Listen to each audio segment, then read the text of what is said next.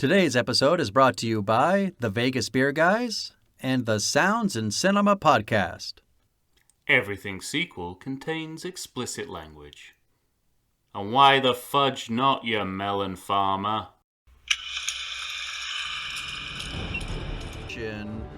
My name is Michael Shantz.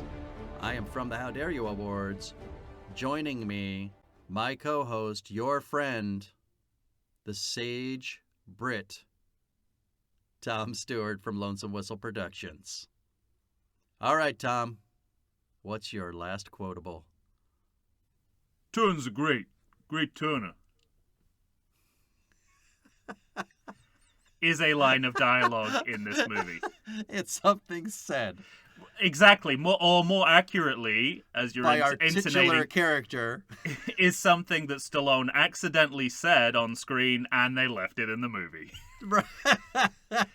It feels like a kind of Stallone Tourette's that they correctly identified in Big Mouth. That, you know, when he doesn't have anything else to say, he just says, "Yeah, it's great, great." Yeah.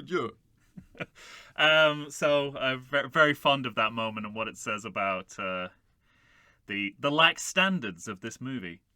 Right. I was on a hike the other day with my other co-host from the How Dare You podcast, Lady Chu. Wonderful and I podcaster. Mentioned... Wonderful podcaster. No, see, I'm no irony. She's great.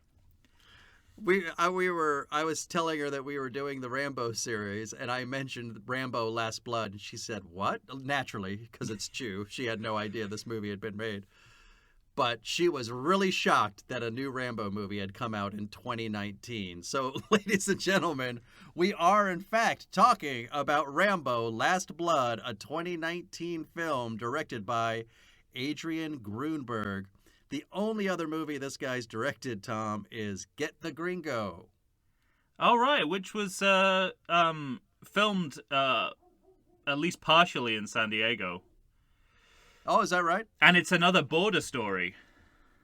Right. So he must be I mean, I don't want to exonerate Stallone, but I wonder if some of the yeah, but when your other star is Mel Gibson, some of the anti-Mexican diatribe of this, I wonder if some of that's coming from his corner. We'll see. Exactly. If so, Stallone is certainly not fighting it. Yeah, for sure. But, you know, having said that, this director has worked on films such as Traffic, Frida, Master and Commander, Man on Fire, Jarhead, Apocalypto. That all makes sense.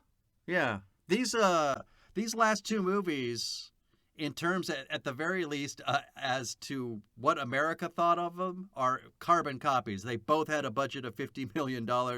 They both had opening weekends of around $18 million. They both made almost their money back. This one made $44 million in the USA.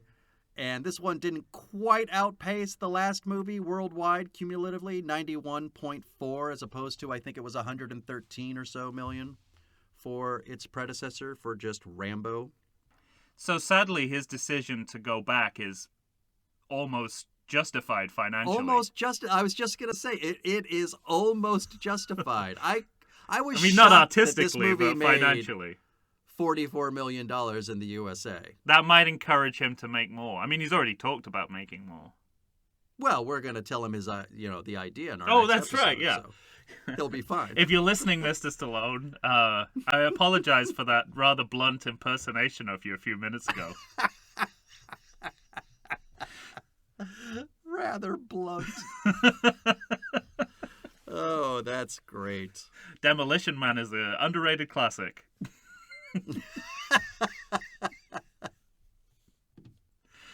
Love that movie. Oh, yeah. Sadly, instead, we're going to talk about Rambo Last Blood. Yes. Let me ask you this. One of the original ideas for this movie, you remember in our last episode, I gave you one of, 43 possible plots that Stallone had planned over years. Yeah, and this was one of them, right? What we ended up with was one of them. Yeah, there were certainly two in that long list that spoke to this idea. Mm-hmm. But something caught my eye when I was kind of researching this movie, and when he first had the idea to bring this character back and do this last movie, it was going to be a meth version. Now, considering... Mulling that one over. Well, I mean, 2019, we know that there's an opioid crisis. Right. So wouldn't that at least speak to something that's currently happening in America? Not that I think Rambo is the guy to solve that problem.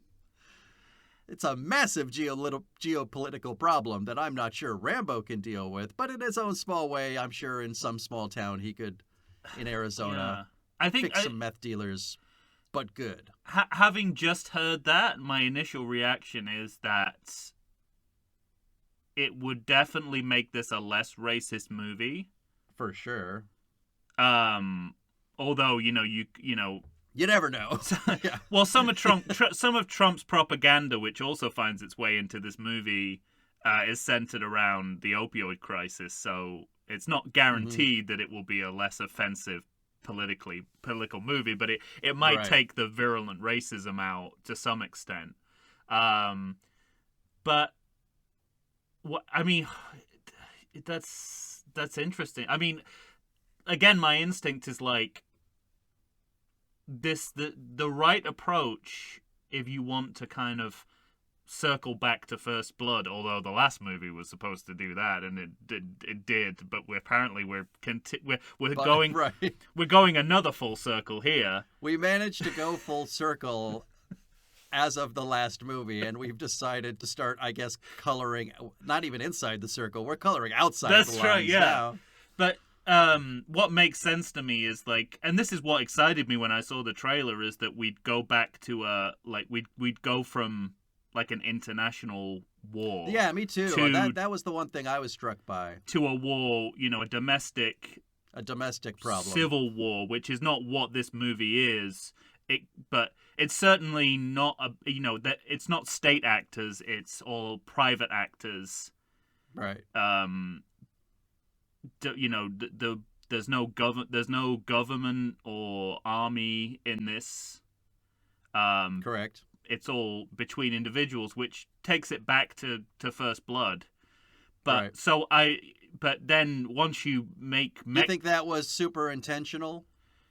Like he was hearkening back to the original First Blood? Well, the trailer certainly makes in his mind. Calling it Last Blood for one thing, because we haven't heard of blood for a while. It's not since the second movie has any kind of blood been mentioned. Has blood first or entered last. the titles? Correct. We've been Rambo for a while, so that's very conscious. And did you see the trailer before you saw the movie? Oh yeah. So I was very excited by that trailer because my sense from it was that this was going to be Sylvester Stallone's Unforgiven. Oh well, you're giving an awful lot of credit that I did not give. Well, but having seen the movie a couple of times now, I now realize that is precisely because he stole the shot from Unforgiven of the family grave under the tree with the guy in silhouette. So that's why Unforgiven was playing on my mind. And also put a little Inception shenanigans in your mind there, exactly. Right? And also the fact that the trailer has a voiceover in it that I assumed was some kind of starting point of the movie. But it is not. But it is not. It is in fact the end of the movie. Yeah. So, it's definitely not that movie. Although there are elements of it, at least this time around, where I thought, oh yeah, this has got shades of Unforgiven in its early sections. I think that kind of elegiac Western is definitely playing on the minds of the filmmakers, of the people making this. It's the left turn it takes. You certainly after have that the first imagery. act. That screws it up. So, I mean, that's the movie I was expecting. So I think doing something completely domestic would have been a better idea. I'm not sure. Again, I'm suspicious that Rambo and meth are a good mix, but okay. But definitely, I'm going through the list of all the social issues he could cover, and Rambo is good for none of them. But I would just take like that's why. But doesn't that prove the inherent problem with this movie? But that's why I like the idea that this would be like just about an old gunfighter / soldier. Trying to on one last mission. It doesn't have to be about society at all or politics. It could just be like, someone's murdered and he's part of a kind of informal posse. Yeah, I mean, why not? That's the movie I would want to see. Well, stay tuned for my fucking pitch. Oh, okay. Wow. The outlaw John Rambo. No, it's different than that. Okay. But, yeah. So, yeah, I think pros and cons to that, but... Yeah, well, that's the thing,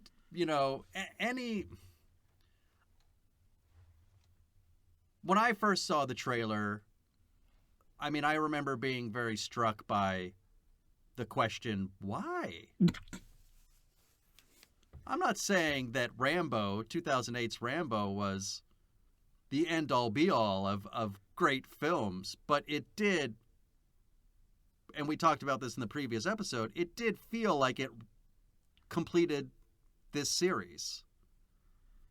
Yeah, and so when we saw that ranch, we didn't think this is a beginning of another movie. We thought another story. This is the end of the story. Yeah, it's not the beginning of a new story. Right.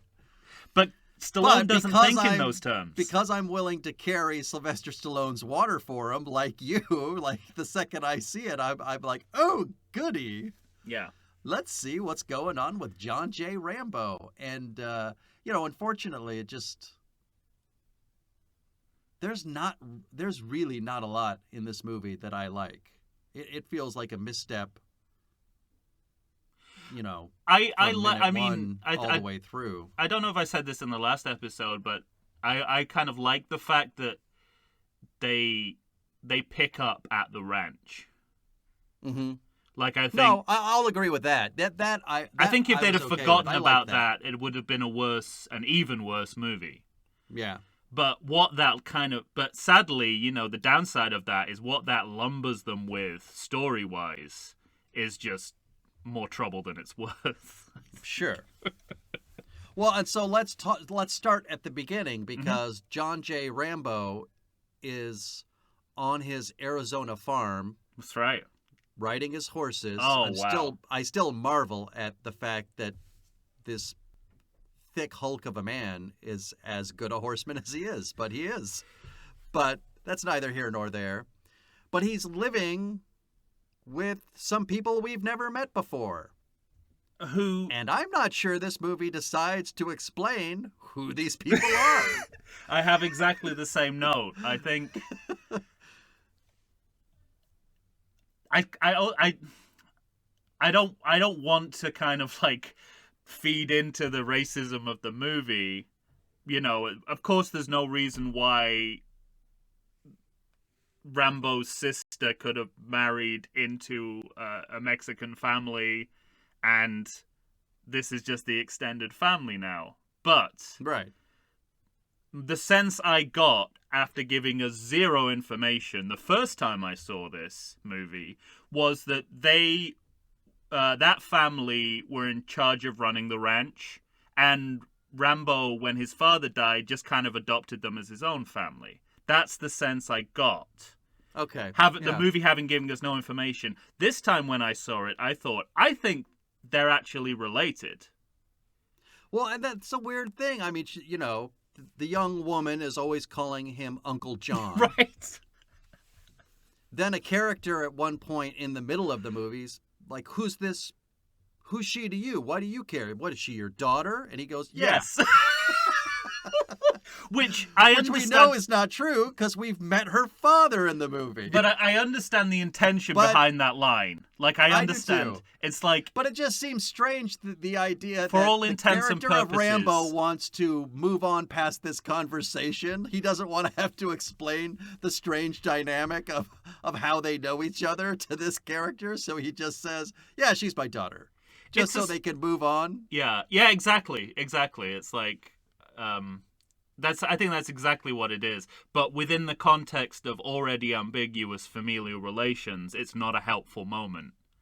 Right. It's supposed to be like a gut-wrenching emotional moment, but it just creates more confusion.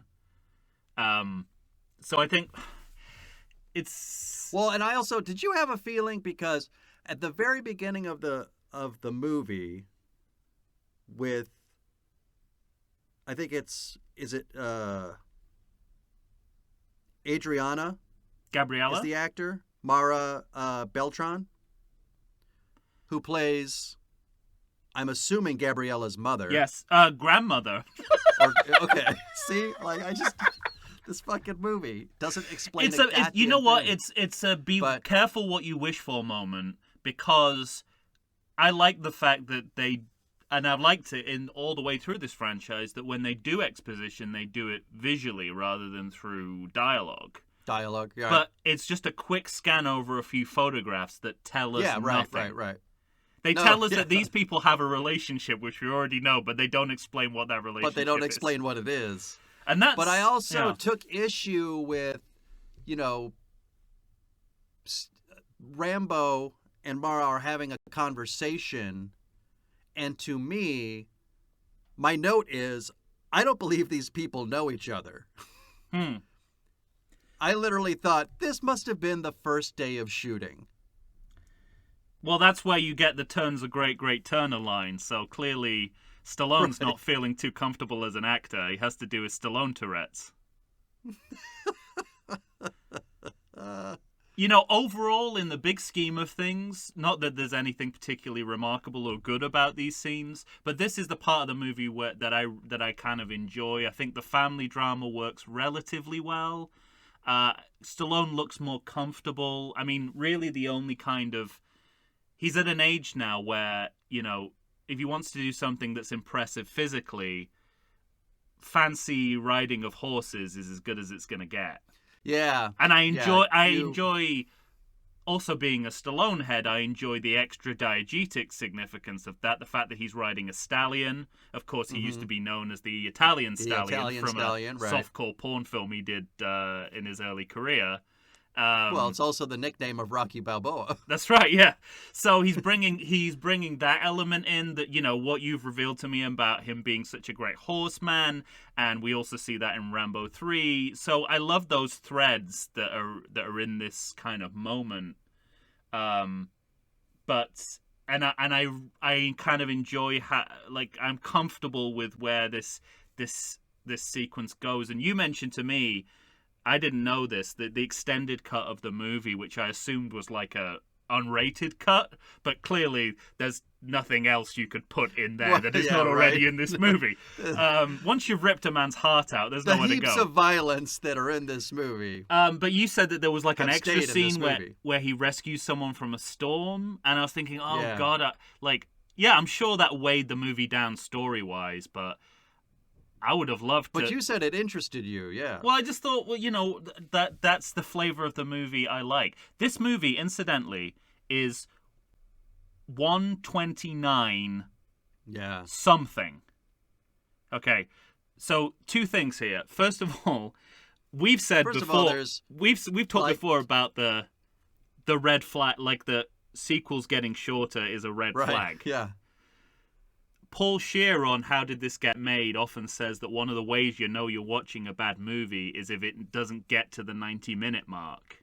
And this movie has 10 to 12 minutes of credits. Right. At the beginning and end. I mean, exactly. So this is an hour and 20-minute movie. And there's an extended cut out there. So are you telling me you couldn't find 30 more seconds of footage just so it ticks over 90 minutes? Over the 90 mark? And the only conclusion I can come to is this movie wants to warn us that it is not good in its running time. Right. Because it's 190-something is too specifically under 90.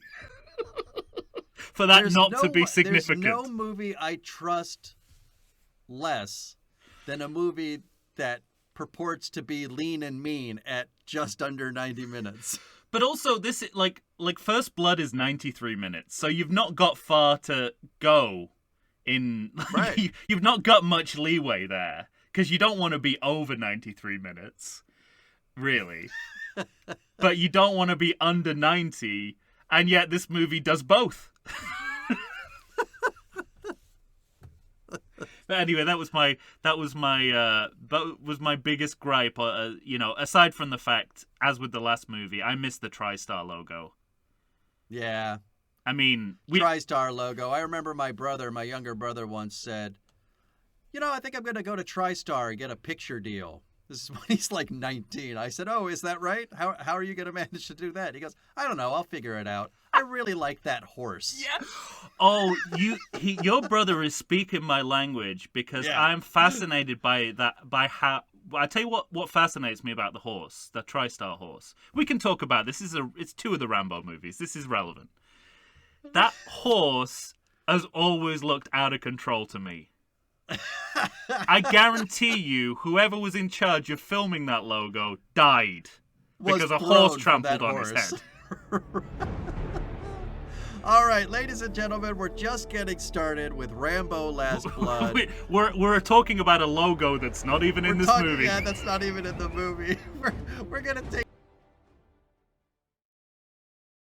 I like to think I know something about beer, but nowadays even I get overwhelmed when confronted by the exhaustive selection of craft beers they have at bars, breweries, and even grocery stores. Back in the day you had one, maybe two craft beers to choose from, and if you were confused, you ordered a Guinness.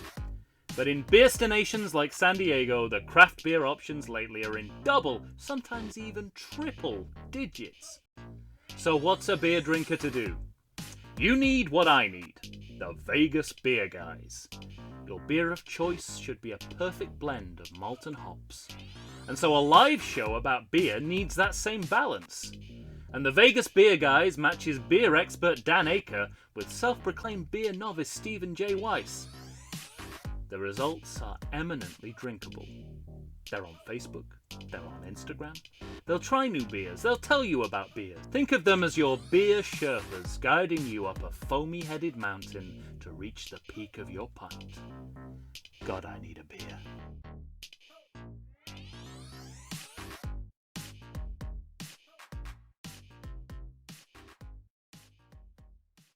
And we're back. Tom and I are here, of course, discussing the 2019 sequel, Rambo Last Blood, the so far last movie in the series. Yeah. Do we believe that? I see no other way to get a Bond reference in here, so I'm going to go from... Hey, 21 minutes, 45 seconds, everyone. I'm going to go from Diana Riggin on Her Majesty's Secret Service. I wouldn't go Banco on that. Oh, great. All right, let me ask you this about this movie. So, we've mentioned this several times in other podcasts where a movie's trying to, have its cake and eat it too. Mm-hmm. Do you think there's anything to the idea that this movie wants to be taken seriously on any level about PTSD? Like, why didn't this movie just be what this movie was? Well, the problem, and it's not this, it's not a solitary problem in the movie, is that they've made a MacGuffin out of his PTSD medication. Yeah. Because it's there as kind of like, it's in all these movies, there's some kind of narrative leash on his psyche, on his like crazy behavior. Yeah. There's just one thing keeping him from going apeshit on everyone. And in this movie, it's building 4 miles worth of underground tunnels. Apparently so. Yeah. Well, however, ironically, that makes he's also accidentally created an arena of combat in creating this place of self-reflection. Right. It's like I was going to say, it's like if Superman's Fortress of Solitude was also an arena of warfare. As we know from Superman 2, it is. So I think that's the problem, is that it's I'm glad it serves a story function, and it's not just like, Sure. oh, there's medication for PTSD now. But he makes the active choice to throw that medication away in this movie. Right, but it's really just, I think it, These are my don't murder people pills. I need to murder people. Right, yeah, you've got it right there, and so it is like, we make a big deal of him throwing it away when he gets to Mexico to show us that he's gonna, because all we've had. And I like the fact that, this is something we've not seen before, this completely domesticated Rambo. Mm-hmm. He takes his medication in the morning. He lives in his tunnel. That gives him peace. He does the thing with the horses. He lives a normal life. He's still forging metal and swords and knives. He's not digging for cobras in Thailand anymore. Right. Yeah, exactly. So when he makes a knife now, he uses it as a letter opener. Yeah, exactly. So I like those touches. I think the medication, because it's obviously only there as a story point, is not taken seriously enough for what it connotes. And in a more cultural sense, I think it's disingenuous. We see a photograph of Jimi Hendrix on his wall, and then later on in the movie, he plays the Doors. The Doors during his attack. Scene. Yeah. And I sort of think, like, that's disingenuous because it's basically saying, oh, well, this is the music we associate with Vietnam. So we're assuming that he's into it. We never get a sense of this before.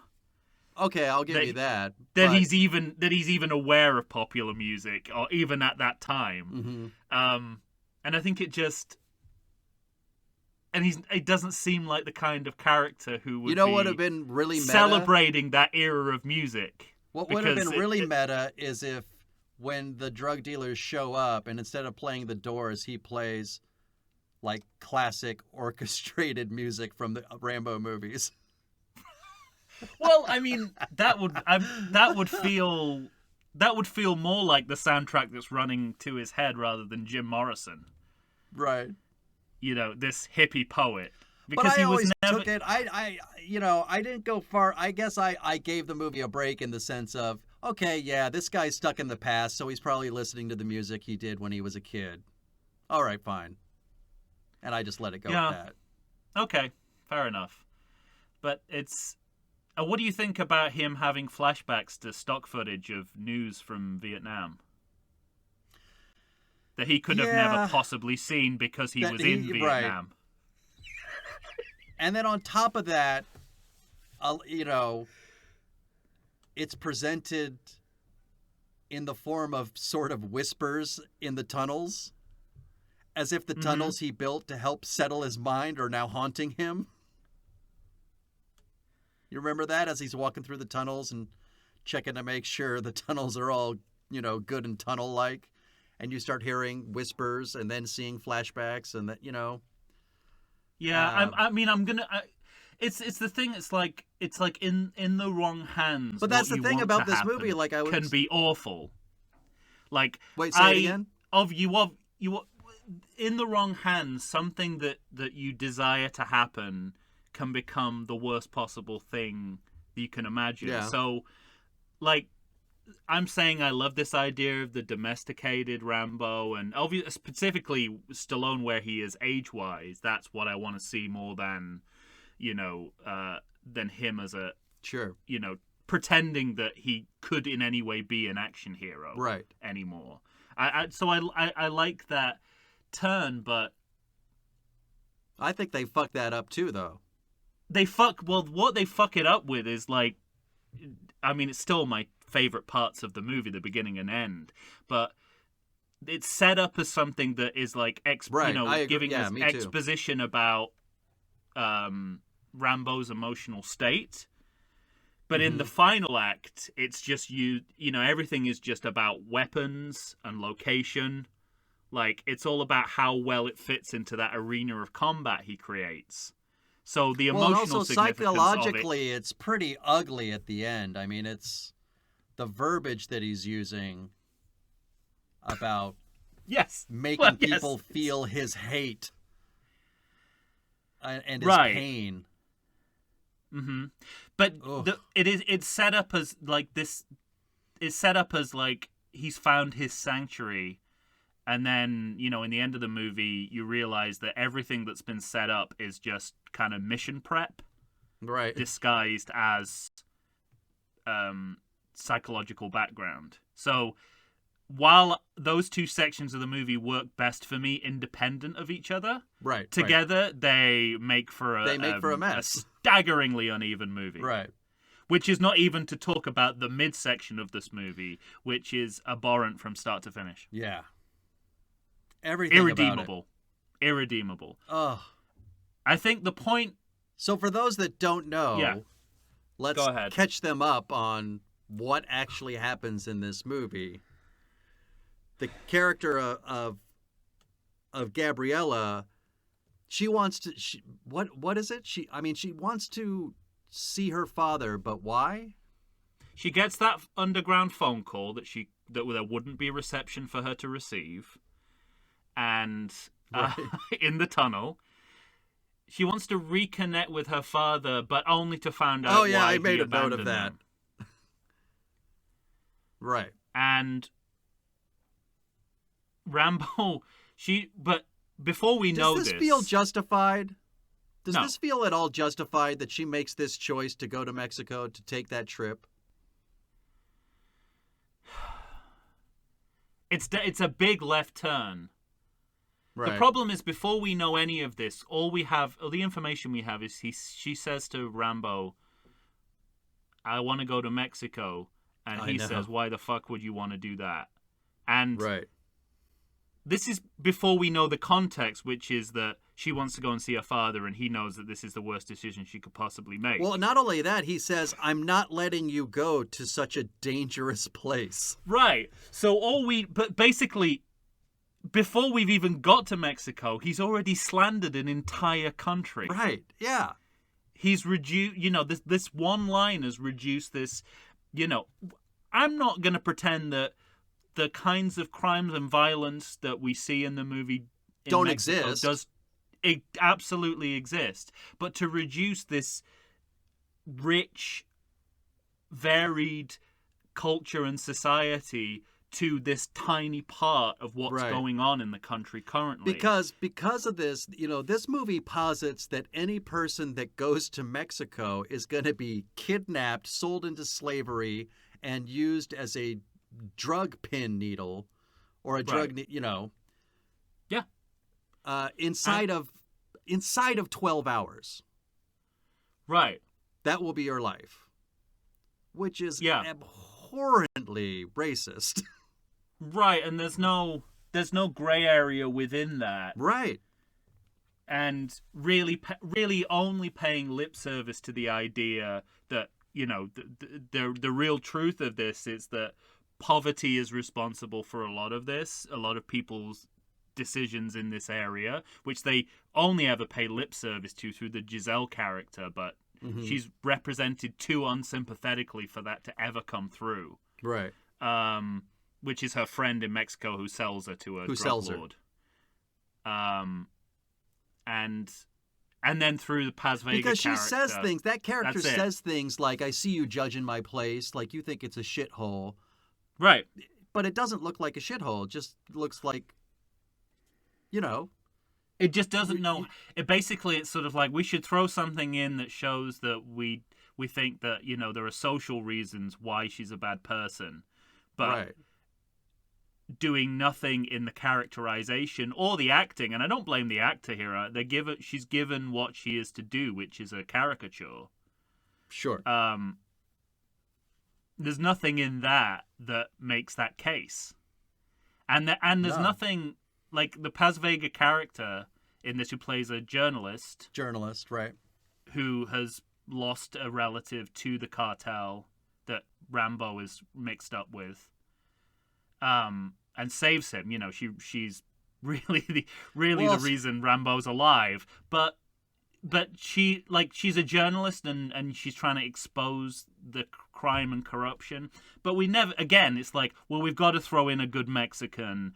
Journalists, these investigative journalists who are trying to uncover the cartel, these citizen journalists, let's make her one of those. With no talk about the work she's doing. No, and at all.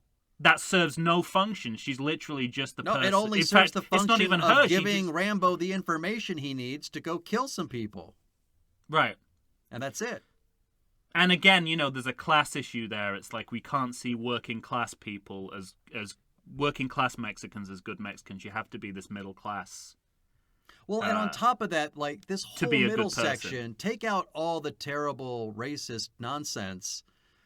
The other problem that's so uneven about this middle part is, A, Rambo shows up and clearly has lost his reconnaissance skills because he is noticed inside of 5 seconds and surrounded by 100 men. But then Giselle, no, not Giselle, I'm sorry, Carmen Paz Vega, yeah, she can somehow drive her car up to within 20 feet of when they're beating Rambo up and cutting up his face without being seen. Then Then Rambo is given information about where to find Gabriella, and that place is only defended by 3 people who he can kill with just a hammer. And has no problem getting in. You know what I mean? It was just, he seems... Well, they think he's dead by that point, to be fair. It makes some sense. Yeah, but that doesn't mean that they don't still have their outward defenses, They present themselves as, you can't round a corner without a guy on a phone seeing where you are from up above and doot-doot-doot, and you know what I mean? And that's not present anymore for the rest of Rambo killing people while he's in Mexico.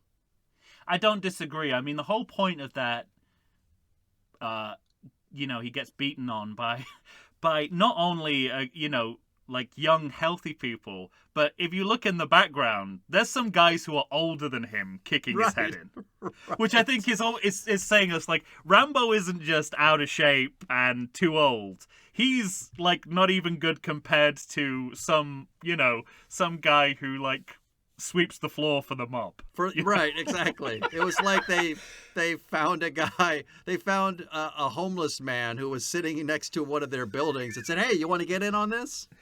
But, and again, it's and like... And by the way, none of this is helped by the fact that Stallone at this point, in this movie, kind of looks like Lothar from The Rocketeer. Yes. Yeah. And again, this is something that that in essence I do want to see, which is like accounting for the fact that this is a man in his 70s and that he's out of depth dealing with dangerous people. Right. So do you count that as one of the things they got right? But it goes the way it goes too far. I mean, It's genuinely, it's like, he's just this I mean, that's the point they want to make. He's just this old guy who gets beaten up, but he gets beaten within an inch of his life. His face is fucked, which is, you're used to seeing Rocky like that, but not Rambo. Mm-hmm. And then you get, when the cartel, the 2 brothers who run the cartel suddenly appear. Again, it's like, after having a movie we talked about where you have a totally impassive villain, which is great for that movie, we go back to these kind of like somewhat charismatic, talkative, cartoonish villains in the Steven Berkoff style. The problem is, everyone in Mexico is like that. Everyone we encounter in Mexico is that level of villainy. Right. So it's rendered moot. So I appreciate the choice, but the execution of everything in Mexico, as soon as we get over the border, that music that they choose to have when she's crossing the border, it's like, just here's the thing. Here's my overall feeling about this movie. I don't mind that Rambo is racist about Mexicans. Like, I feel like a man of his age, background, what's going on with him Might, psychologically. in fact, be that yeah. That he could be like that. I just don't expect the movie to condone that viewpoint. To condone and it, in right. every single way they do. When he says Mexico is a dangerous place, we're getting ominous music as we go over the border. He says, you know, the police don't do shit. Later on in the movie, we see the police escorting the cartel into a crime scene. Escorting the cartel into his, yeah, right. So Which, that's by the the problem way, here. Going back to problems I've had with previous sequels and the messiness and cleaning up of the messiness. In this movie, Christ. Rambo decides to go back to Mexico, cuts off a man's head, brings his head into his car, so that on the way back home he can drop it out the window. Right. Which is really just a visual scene for the audience. But imagine cutting off a man's head, and while it's dripping, I'm going to bring this with me is what I'm going to do. And then I'm going to drop it on the pavement. Nobody would do that. It feels like an afterthought, you know, that like, it's like this movie's short on cool action moments. Mm-hmm. So there's really him throwing the head out of the car, and then, and we're skipping ahead a little bit, but we'll talk in more detail about this scene for sure. But it's not that when he rips the man's heart out, but the cool action moment is when he just kind of drops it casually. Like there's a shot of him turning, and then the heart just kind of falls out of his hand, and I'm like, okay, that's like a good Rambo moment in the middle of all this. And the movie that precedes it, because they drop all the fun out of the movie. Yeah. It doesn't have the same effect as, say, the explosive tip arrow that explodes a man in part 2. Oh, I couldn't agree more. Yeah. I think it's and again, it's like it's like disingenuous to, because we're circling back, having already gone full circle. Right. We need to do the first 2 sequels again, but you don't want that tone doesn't work anymore, because we've come to the end of the circle and we know that it's glorifying violence that doesn't need to be glorified. Mm-hmm. So that's you said it best. It's like all the fun's been taken out of it, so when you have fun, it seems strange. Oh man, yeah. I mean, just to find where the bad guys are. You know, that scene where he follows the guy to the bar, then follows him out of the bar, kidnaps him, stabs him in the leg, puts his thumb into his shoulder meat, enough to break the skin, and then start breaking bones. It just goes zero. I mean, this is another. It just goes 0 to 100 into body horror, right? And I feel like, without being able to draw on specific examples in the previous movies, there's a sense of like that's the big body horror shot, whether it's a guy exploding or, you know, like pulling a man's guts out, is kind of the money shot. Yeah. Whereas like when you're ripping out a man's collarbone and that's the first act of violence you see, you've kind of, this is somewhere around minute 24, 24, you've blown your load 25. on this. Yeah, right. You've blown your load at the beginning, and then, you know, as extreme as ripping out a man's heart is, and I don't want people to lose sight of the fact that happens in this movie. No. The only other movie I can think of where this happens is Temple of Doom. Just for context. It's, you know, it loses a little bit of its appeal as gore because the film has kind of done too much too soon with that. Yeah. And kind of peaked too early. I say peaked too early. None of this is good. Too early. I don't know that it's a peak, but let's take another break and then we'll come back and we'll finish up. We'll get to this ripping out of the heart scene. Clearly you have a lot to say about it, and so do I. So we'll take a break and then we'll come back and we'll get into this final battle right after this.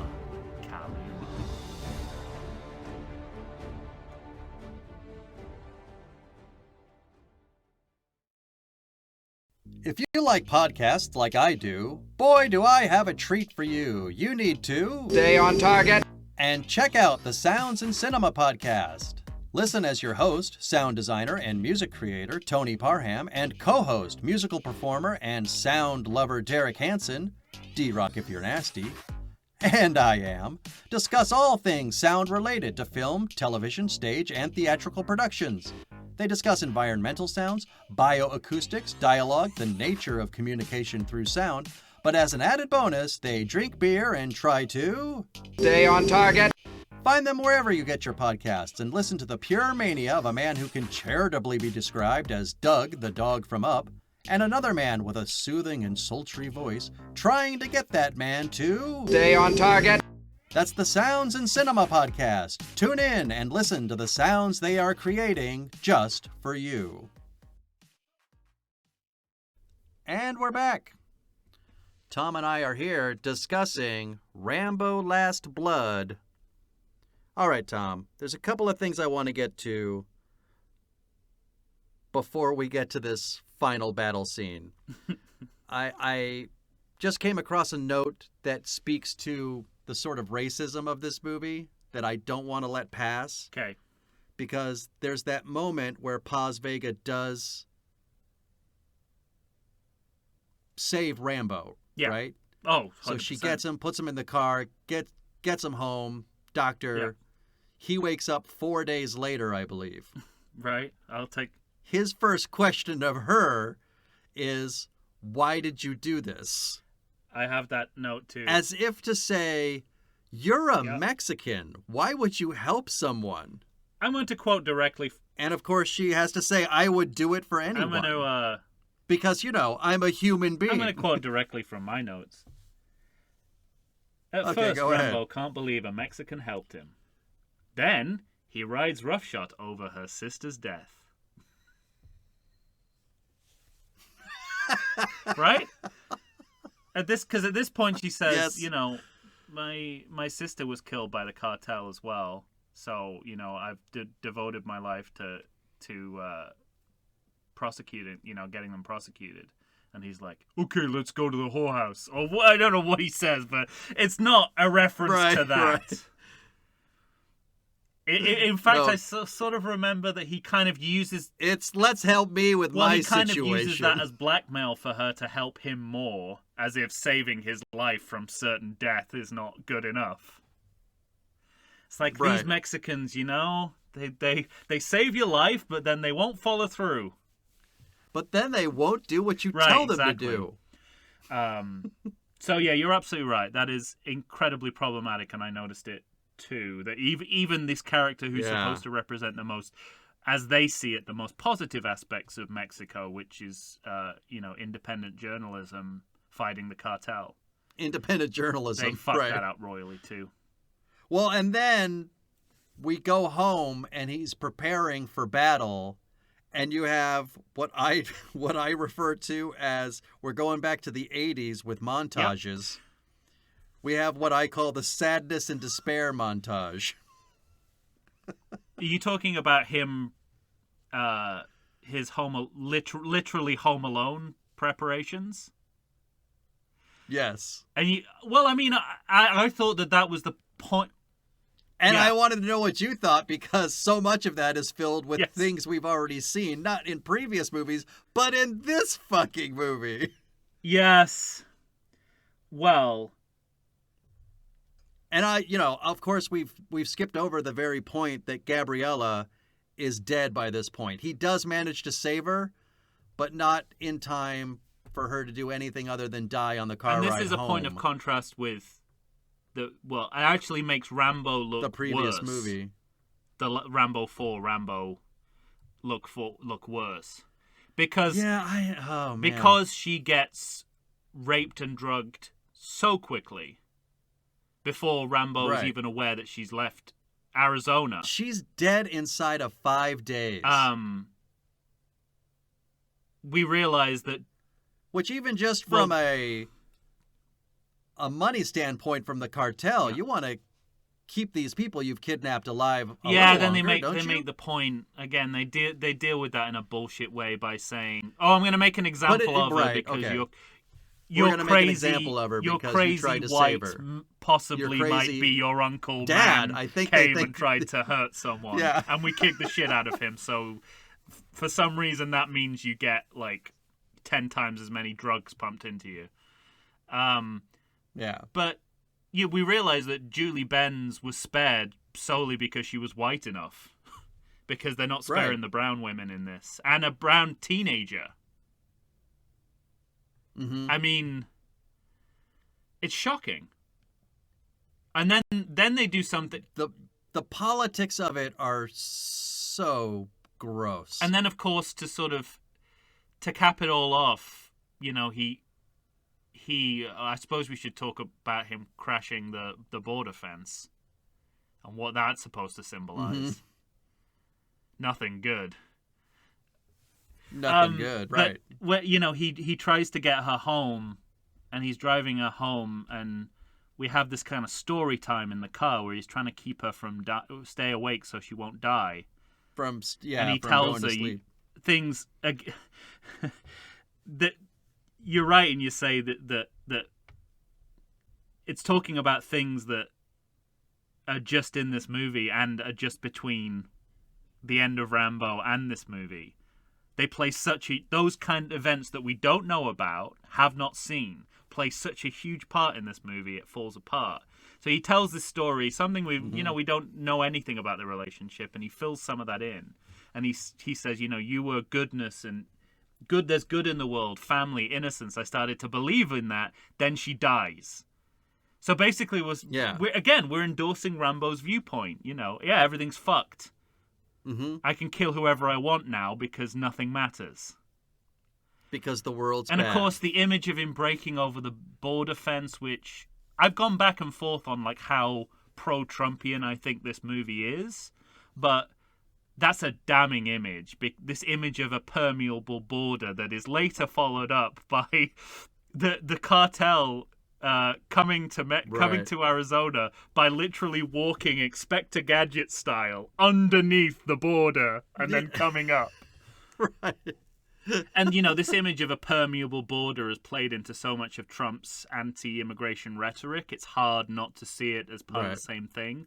I think, you know, when I saw what David Morrell said, you know, it's like, this is so right-wing. I don't want anything to do with this.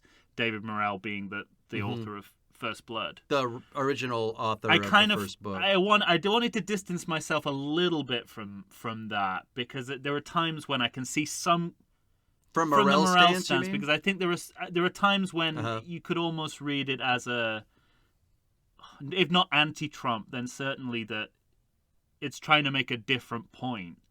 Like if Trump's big thing is about build the border wall to keep the bad hombres out.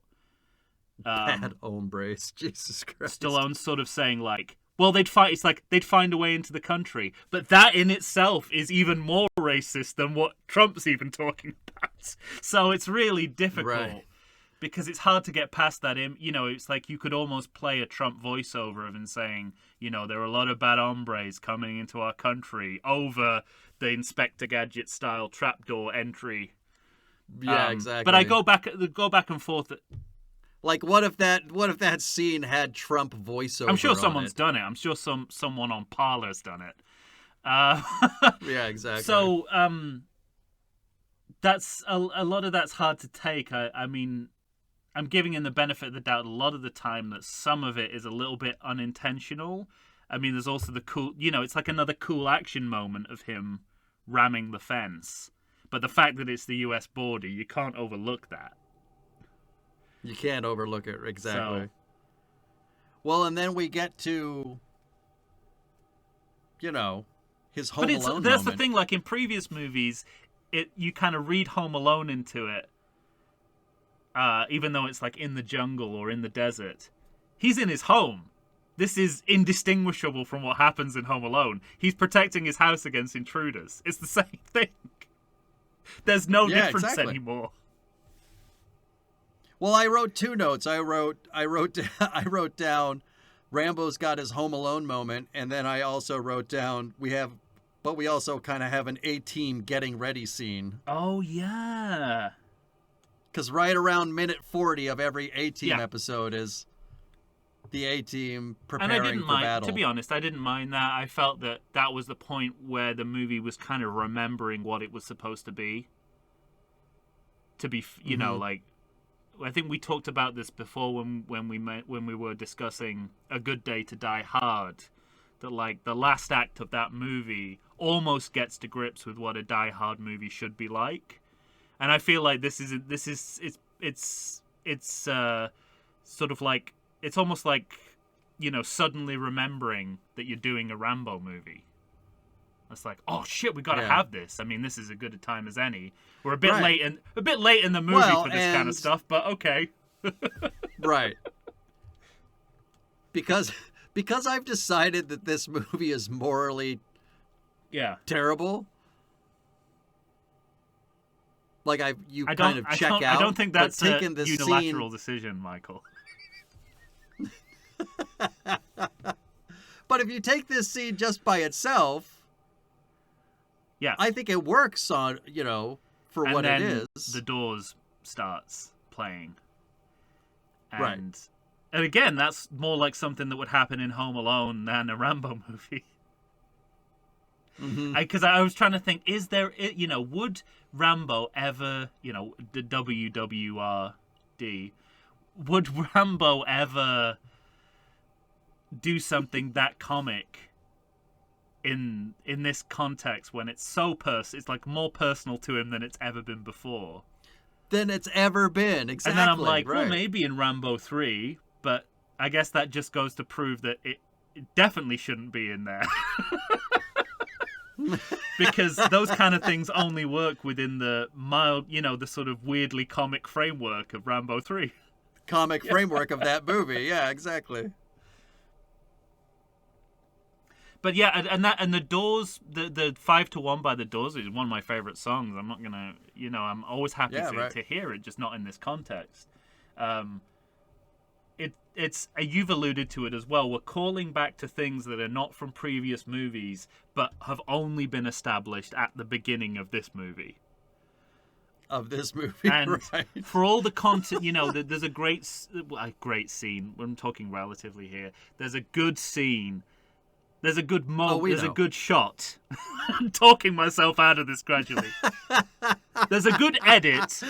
Like the gradualness with which you're trying to give this poor movie any credit. I give it credit without sounding like a buffoon. Credit, and I always give Stallone credit for remembering how the last movie ended and allowing that to play into the next movie. He does that in all the Rockies really well. And this one here is really good because when he gets the news that Gabriella's gone to Mexico against everyone's will, he gets in his pickup and then races up to the road, and he it's like literally we walk back at speed the end of Rambo where we see him walking into the ranch. And they focus on the mailbox like really heavily as like this is the link between these two movies. This is the link between the last and I like movie, that. I think that's really nicely done. And like I say, I'm glad that they haven't forgotten that he ended up at this ranch and they haven't taught themselves out of doing that. But then you're stuck with this ranch, and you have to make it the center of your final action set piece. And you end up doing, again, what is in essence Home Alone. What they did. Yeah. It can't be helped at that point. Yeah, to use an equestrian term, you've saddled yourself with that horse ranch. You saddled yourself with this nonsense. All right, so let's get to, basically what happens is he kills everybody in the tunnels except the one brother he hasn't killed, the one head brother of the cartel. He's purposely keeping him alive as well, we should mention that. And he's purposely keeping him alive. He tells him via CB radio over intercom or whatever that he's done so, that he could have killed him 10 times by now. And then proceeds to blow up his own tunnels. But tells the guy, follow the lights out if you want to live. How did this guy get so far up in the cartel when he's been lured into such an obvious trap by a man in right. his 70s. 70s. Well, you've talked. I think off mic you've talked about that's my nickname for you when you're grumpy and haven't eaten off mic. That side of Mike doesn't exist. I hate to tell you, listeners. You've talked about It most assuredly does, fucko. Just Rambo Go ahead. tells the guy what he's going to do to him verbally. Right. However, he says, "I'm gonna rip your heart out. You're gonna feel what it's like to." No, he says you're gonna feel what it's like to have your heart ripped out. Which, at the time, before this happens, I think he's talking symbolically about, like, emotional Right. pain. Yes. Little did I know, He's speaking to his own and this emotional surprised pain. me on both viewings that this still happens. He is talking completely literally and saying, "No, I'm going to come over to you and I'm going to reach into your body and pull your heart out." And pull out your heart. But he also stabs the man in the chest, and you can see the knife going down. And I keep thinking medical questions. I'm like, can that knife get through your rib cage? Is it getting through bone? Because he starts up top. It cuts all the way down to the belly and then over, and then goes up through the hole, I assume under the rib cage, to grab that heart. I mean, this would be shocking in a horror movie to see this. After, yeah, it's. I mean, I guess the collarbone and the decapitated head sort of prepares us for something bigger is coming. Did you notice the heart was a little bit black too? I'm sure that was intentional. Yeah. And like I say, the only part of that I like is when it sort of falls out of his hands, and I kind of think, like, again, like, I don't know, Stallone is old enough that he might just have dropped it, but, you know, it adds up to a relatively cool moment, although, as you say, not for this movie, for maybe Rambo 3 or a slicker movie. Mm-hmm. And then he goes and sits on his rocking chair, which you think will be the end, and but no. I made that note. I have... said, and then not only that, we get like a classic Hollywood crane shot that pulls away from him on the porch. It's like a kind of like the end of The Searchers or something, or High Noon. And I'm like, right. Wow, that could not be a better way to end this movie. Like, it almost redeems this movie. Almost. No. But, of course, because it's Last Blood. I don't think it's an because almost, it's Last but... Blood. Right. Because it's Last Blood.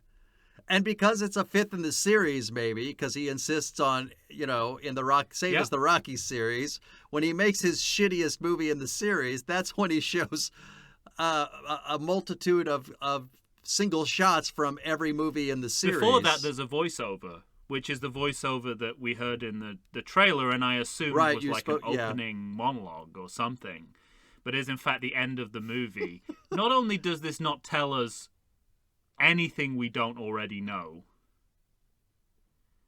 it's also a mistake he's repeating. Right. Like hearing Rambo. The only other time we've heard Rambo's in a monologue was in Rambo, in a similarly unnecessary, misjudged moment. Misguided. That he's now. So he's repeating mistakes, and he's not giving us any new information. And then we go into the montage of.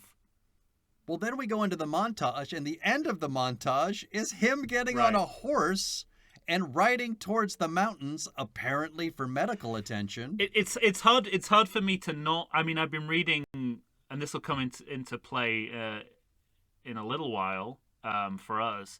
I've been reading the book Taking Shape, which is about the history of the Halloween movies, and later on in the kind of Halloween franchise, they wanted to satisfy the producer. That, because all he wanted to do was keep making Halloween movies and making money.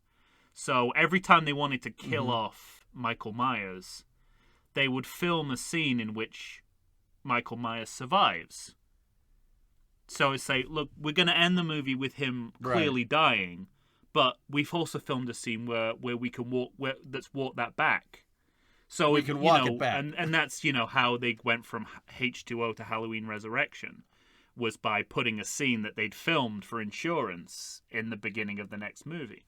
I can't help think something like that is going on here. That it's like, well, let's just film this. Like Stallone's like, let's just film the scene of Rambo riding away on this horse. We won't use it. Mm-hmm. But then he puts it in. Of course, I mean, he does. if I was could playing he not? devil's advocate, I'd say that's also a nice Western ending. It reminds me of the end of Shane, where like his fate is uncertain because he is riding off into the sunset. So it doesn't upset that side of it, but the idea of him dying on his porch with that crane shot, it's always a bad choice to have that recap of the franchise. It's a mistake he's made before, but if you're going to do it, that's the moment to do it, and then Rambo dies. That would, again, not quite justify it, but you would feel less aggrieved. But when it's a springboard for Rambo surviving, it makes even less sense. Because it's like, the story's over. Oh, wait, the story's not over. I think even if you did it as a post-credits scene, it would be, and there was some ambiguity about it, like, was he alive? Did he just slump over his horse and die? Would have been something. Yeah. All right. Well, I don't think I have anything left on this movie. I think it's just time to, put your headbands down at half-mast and let it go. There's something I can't let go. I've got a couple of credit notes that I have to get to. Well, there were unresolved questions. This is becoming a recurring popular theme. Only on these movies. Only on the series. Rambo movies. Okay. I'm fascinated by these credits. So remember, in our last episode on Rambo, I posited the theory that the credit security driver to Mr. Stallone could equally apply to both Frank and Sylvester. I have further evidence that speaks to this, right? Go. Stallone, security driver for Mr. Stallone, up to 3 drivers are credited. One of those is for Frank. I'm telling you. It just must be in Stallone's rider that my brother Frank gets a driver on any movie I do. Also, and then finally, do you know if this movie was filmed in Mexico or not? I don't know, actually. Because support from this movie came from the Portuguese Tourism Board. That's interesting. And my initial thought was, the scenes in Mexico are filmed in Portugal, which is entirely possible. But maybe those scenes are actually filmed in Mexico, and the Portuguese Tourism Board just wants to stop people going to Mexico and coming to Portugal. And that would make perfect sense.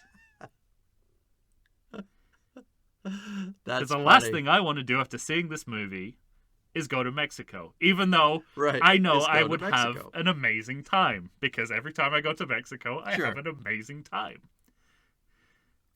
Because there is not literally a Victorian villain on every corner. Right. Mm-hmm. Looking out for you. Yeah. But that's it. That's all I had, and more power to you. More power to you, done. Frank. You get the best out of your brother's career. You get yours, Frank. You've earned it. Well, let's not go too far. Kind of. Yeah. Define earned. All right, ladies and gentlemen, if you think there's something we've missed about Rambo: Last Blood, I think you're wrong. But go ahead and send us an email to Everything Sequel. 1 hour, 29 minutes, something. 29 minutes. Send us an email to everythingsequel@gmail.com. Please find us on Facebook, Instagram, or Twitter. Let us know. Please rate and review us on Apple Podcasts if possible. or wherever you get your podcasts. If you're allowed to rate and review, let it fly. All right, for Tom Stewart from Lonesome Whistle Productions, I am Michael Shantz of the How Dare You Awards.